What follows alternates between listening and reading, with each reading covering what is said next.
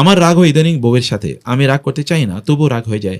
রাগ এটি আসে শয়তানের পক্ষ থেকে। যখন আপনার রাগ আসবে, রাসূল সাল্লাল্লাহু আলাইহি ওয়াসাল্লাম বলেছেন এই একটা লোককে রাগান্বিত অবস্থায় তিনি দেখেছেন। তিনি বললেন যে আমি জানি এই লোকটাকে যদি এই লোকটা যদি এখন এই জিনিসটা পড়ে তাহলে তার রাগ দূর হয়ে যাবে। সাহাবায়ে কেরাম সেটা বলেন কি? তিনি বলেন আউযু বিল্লাহি মিনাশ শাইতানির রাজিম। তিনি বলছেন শয়তানের পক্ষ থেকে রাগ আসে, আর রাগ এটা আগুন থেকে, আর শয়তান আগুনের তৈরি। এই কারণে যখন মানুষ রাগান্বিত হয় তখন তার এই যে ২ চোয়ালের মধ্যবর্তী যে রগগুলো এগুলো ফুলে যায়। তোমরা কি দেখো না এটা যে ফুলে যায়? আবার রাসূল সাল্লাল্লাহু আলাইহি ওয়াসাল্লাম বলেছেন যখন তোমাদের মধ্যে কেউ রাগ করবে তখন সে ফালইয়াজলিস, সে যেন বসে যায়। অন্য হাদিসে রাসূল সাল্লাল্লাহু আলাইহি ওয়াসাল্লাম বলেছেন সে যেন তার জায়গা পরিবর্তন করে। কারণ এখানে ইনফেস্টেড বাই শয়তান।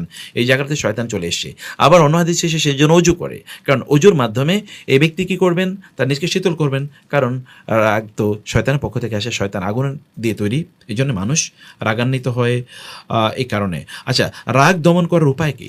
রাগ দমন করার অনেকগুলো উপায় আছে।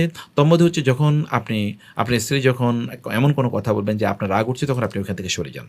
তখন আপনি মাটির দিকে তাকিয়ে থাকুন। তখন আপনি আউযু বিল্লাহি মিনাশ শাইতানির রাজিম ইত্যাদি পড়তে থাকুন। তখন আপনার স্ত্রীর ভালো গুণগুলোর কথা আপনি চিন্তা করুন।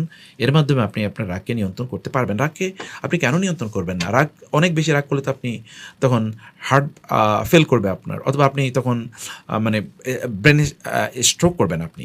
এরকম অনেক কিছু করতে পারেন। আপনার ব্লাড প্রেশার বেড়ে যাবে, আপনার সুগার, আপনি তখন হাইপার টেনশনে কি হাইপার রাগে কিন্তু মানুষের মৃত্যু হয়।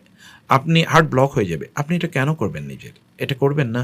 আর এগুলোকে বরং নিয়ন্ত্রণ করার চেষ্টা করুন।